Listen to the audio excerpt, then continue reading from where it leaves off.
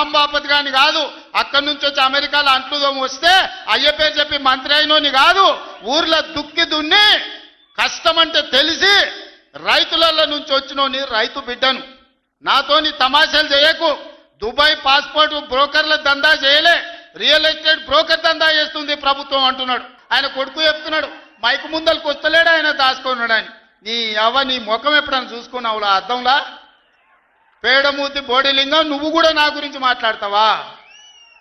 నీవెంత, నీ స్థాయి ఎంత? అయ్య పేరు చెప్పి బతికటోనివి నువ్వు, ఆంధ్రలో గుంటూరులో గుడివారిలో చదువుకున్న నువ్వు, నీకేం తెలుసు తెలంగాణ గురించి, మా పౌరుషం గురించి? నువ్వు కాదు, మొత్తం నీ జాతినంతా తెచ్చుకో. ఎట్లా తెచ్చుకుంటావు, ఏడికి రావాలనో చెప్పు. మా ఊరన్నారా, మేమన్నా మీ ఊరికి వస్తాం. ఎవడు భయపడుతుండో సంగతి తేలుస్తా. ప్రమాణ స్వీకారం చేయడానికి పోయిన రోజే మంచం మీద నుంచి బోర్ల పడి మక్కెలు ఇరిగి మూలకు పడ్డాడు. ఇక ఆయన నిన్నొచ్చి పెద్ద మనిషిలాగా మంచి చెప్తాడేమో అనుకున్నా. తోలు తీస్తా అని అన్నాడు.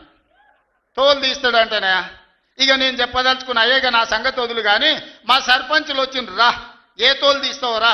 నీ తోలు తీసుడు కాదు, నిన్ను చీరి చింత కట్టి చింత మడకల ఏలాడేసి కొడతారో లేదో మా సర్పంచులు, రా కొడంగల్కి వస్తావా లేకపోతే మమ్మల్ని చింతమడకకు రమ్మంటావా? మా సర్పంచులను తోలుతా.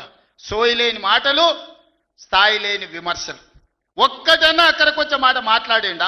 నువ్వు మళ్ళీ బయటకు వచ్చి ఇవాళ ఆయన తోలు తీస్తా అంటు. తోలు నాది కాదు కానీ ఆ షేక్పేట్లో మటన్ కొట్టు మస్తాన్ ఉంటాడు, ఆయన రోజు మేకలను కోసి మండి నడుపుతుంటాడు. ఆయన చెప్పిన కేసీఆర్ ఖాళీగా ఉన్నాడంటనే తోలు తీస్తాడంట.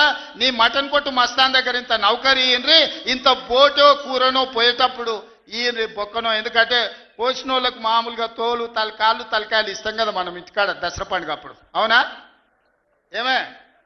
ఏం శివకుమార్ రెడ్డి, మన ఇళ్ళల్లో పండుగ పూట వచ్చి ఆటను కోస్తే కాళ్ళు తలకాయ కోసినోనికి ఇస్తాం కదా.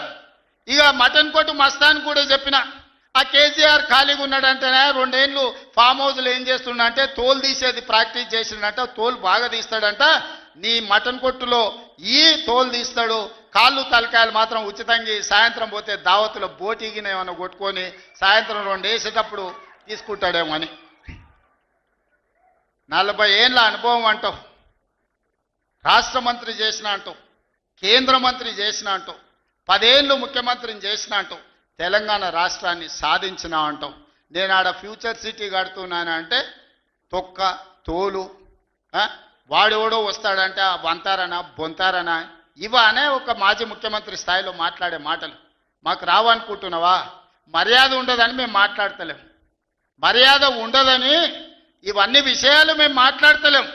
కానీ మాట్లాడ మొదలు పెడితే నువ్వు కాదు కదా, నడువుకు రాయి కట్టుకొని ఆడ ఉన్న మల్లన్న సాగర్లో దుంకి చచ్చిపోతావు. మల్లన్న సాగర్ కాకపోతే రంగనాయ సాగర్లో మెడకు తాడేసుకొని ఊరేసుకొని చచ్చిపోతావు. చంద్రశేఖర్ రావు గారు, నన్ను గెలకకు. నేను అన్నీ చూసిన. ఎక్కడి నుంచి వచ్చినా, నేను నల్లమల్ల అడవుల నుంచి వచ్చిన. ఇప్పుడు ఇవాళ రేపు ఎట్లయిపోయిందంటే నిజంగా బాధ అనిపిస్తుంది. నాకు తిట్టాలని లేదు కానీ బాధ అనిపిస్తుంది. ఇప్పుడు మా లీడరు అన్నది పక్కకు పెట్టు, తెలంగాణ తెచ్చిన నాయకుడు అన్నది పక్కకు పెట్టు, 2 సార్లు ప్రజలు గెలిపించిన ముఖ్యమంత్రి అనేది కూడా పక్కకు పెట్టు. మా నాయన కదా, మా నాయన తిడితే కొడుకుకు రేషం రాదా? ఇక్కడ దాకుంది కోపం, ఇక్కడ దాకుంది. దొరికితే ఎడమకాలు చెప్పు తీసుకొట్టాలని ఉంది. కానీ ఏం చేయాలి? ప్రజాస్వామ్యం. ఎకతక్క మాట్లాడితే మళ్ళీ ఏమంటారు, అగో వీనికి బాగా ఇంకా వీనికి అహంకారం ఉంది రాబోయ్ అంటారు. అహంకారం నాదా ఆయనదా? నేను గుంటూరులో చదువుకున్నా అంటాడు. అరే నేను గుంటూరులో చదువుకుంటే నీకేం వచ్చింది రాబోయ్? నాకు అర్థం కాదు. అప్పుడు ఆంధ్రప్రదేశ్ కలిసి ఉండే, నేను గుంటూరులో చదువుకున్నా, మళ్ళీ హైదరాబాద్లో చదువుకున్నా, పూనాలో చదువుకున్నా, అమెరికాలో చదువుకున్నా, నేను ప్రపంచం అంతా చదువుకున్నా. నీ లెక్క చదువు సందే లేకుండా తిరగలేదు. మీ అమ్మాయి నీకు చక్కగా తొవ్వ చూపెట్టలేదు. నేనేం చేయాలి దానికి? నీ ఏడిపోయింది నా మీద. అవో వీనికి ఇంగ్లీష్ వస్తుంది అంటాడు. అరే నాకు వస్తే నీకేం నొప్పిరా నాయన? నేర్చుకో. నేను హిందీ నేర్చుకున్నా, ఉర్దూ నేర్చుకున్నా, రేపు అవసరమైతే గోర్మాటి భాష నేర్చుకుంటా. నువ్వు నేర్చుకో. నేను ఎవడ నాపిండా? నిన్ను వద్దన్నాడు ఎవడన్నా? నువ్వు కూడా నేర్చుకో. దానికి కూడా ఏడిపోయి నా మీద. నేనేం చేసిన? ఇంకొక అంటే నాకు ఎక్కడ గమ్మత్ అనిపిస్తుంది అంటే, నేను ఆంధ్రాకి పోయి ఇంటర్మీడియట్ చదువుకుంటే తప్పట, కానీ ఆయన ఆంధ్రాకి వెళ్ళి అల్లుడిని మాత్రం తెచ్చుకోవచ్చట. ఈ అమ్మ ఇది ఎక్కడ కథ రాబోయ్? అందుకే ఇక ఆయన పేరు ఏం పెట్టినట్టుగా నేను ఇట్లా లాభం లేదని చెప్పి మనోని పేరుగా అల్లుడు భీమవరం కదా, అందుకే ఈయన చిట్టినాయుడు పేరు కూడా భీమవరం బుల్లోడు అని పెడితే అయిపోతుంది. ఓకే వెలుగు భీమవరం బుల్లోడు మనకు నీతులు చెప్తున్నాడు. అరే ఆంధ్ర అంటే మరి ఆంధ్ర వాళ్ళ ఓట్లు కావాలి, ఆంధ్ర వాళ్ళ చుట్టూ తిరగాలి. కానీ మళ్ళీ ఆంధ్రాని మాత్రం నేను పోయి చదువుకుంటే నీకు నచ్చినది. నీకేం బాధ అవుతుంది? నాకు అర్థం కాదు. ఇంకొక మాట నాకు అర్థమే కాదు. ఇప్పుడు ఇక్కడ ఉన్నారు మీరు ఇంతమంది ఉన్నారు. చాలామంది పిల్లలు మన హైదరాబాద్కి వెళ్ళి మన తెలుగు రాష్ట్రాలకు వెళ్ళి చాలామంది చదువు కోసమో ఉద్యోగం కోసమో వేరే దేశాలకు పోతారు. అమెరికా పోతారు, లండన్ పోతారు, ఆస్ట్రేలియా పోతారు, ఇంకొక ఆడికి పోతారు. ఆ దేశాలలో ఇళ్ళలో నౌకర్లు ఉండరు కదా.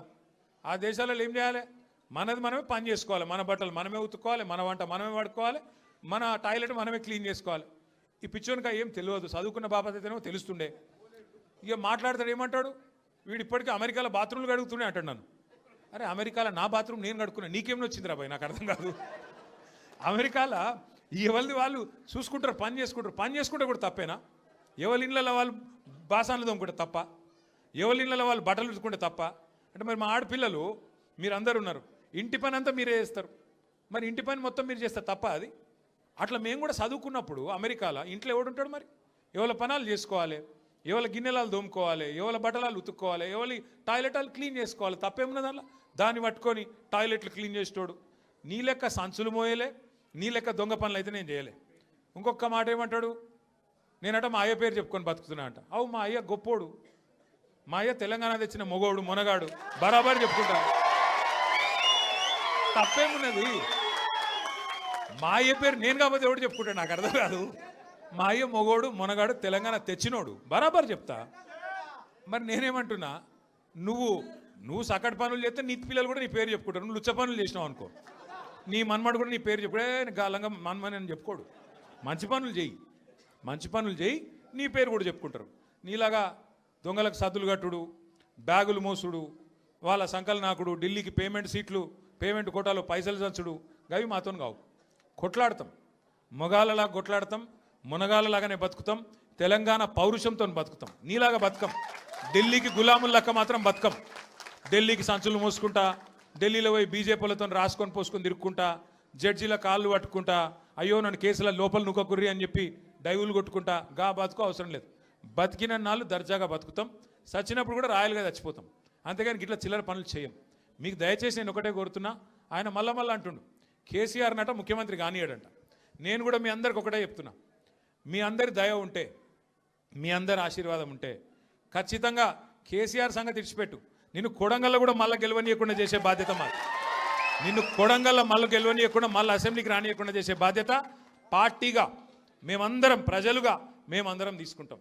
నువ్వు మాట్లాడే మాటలు, చేసే రోత పనులు, వాటికి ఇలా ప్రజలు అసహించుకుంటున్నారు, నోట్లో ఉంచుతున్నారు. ఏం మాటలే ముఖ్యమంత్రి, టీవీ పెడితే పిల్లలు ఖరాబ్ అయ్యేటట్టున్నారు నీ భాష ఇంటే అని చెప్పి మొత్తం టీవీలు బంద్ చేస్తున్నారు. గసంటి పరిస్థితి వచ్చింది. ఏం అడిగిండు కేసీఆర్ గారు మొన్న? ఏమయ్యా పాలమూరు ప్రాజెక్ట్ని ఎందుకు పండబెట్టినావని అడిగిండు. ఏమైందయ్యా, 8 నెలలు అయింది, డీటెయిల్డ్ ప్రాజెక్ట్ రిపోర్ట్ కేంద్ర ప్రభుత్వం నరేంద్ర మోడీ వెనుకకు పంపిండు, నీకు సిగ్గులేదా ముఖ్యమంత్రి? అది వెంటనే మళ్ళా పంపి 90% పనులు పూర్తయిన ప్రాజెక్టు ఇంకొక 10 పైసలు పెడితే అయిపోతుంది చేసి మరి ఆ పాలమూరుకు నీళ్ళు ఇయ్యన్నాడు. తప్ప కేసీఆర్ గారు అన్నది? దానికి సమాధానం చెప్పే తెలివి లేదు, పిచ్చి మొరుగుడు మొరుగుతూ ఉన్నాడు. అట్లాగే కేసీఆర్ గారు ఏమన్నారు, కృష్ణా జలాల్లో అన్యాయం చేస్తున్నాడు నరేంద్ర మోడీ, భారతీయ జనతా పార్టీ ఖచ్చితంగా వాళ్ళని ఎదుర్కోవాలా, కొట్లాడాలా, ఢిల్లీలో ఏం చేస్తున్నారు నీ ఎంపీలు అని అడిగిండు. బీజేపీ ఎంపీలను అన్నాడు, కాంగ్రెస్ ఎంపీలను అడిగిండు. దాంతో ఇలా వాళ్ళకి సమాధానం లేక, సమాధానం చెప్పే తెలివి లేక ఇలా నోటికొచ్చినట్టు మాట్లాడుతున్నారు.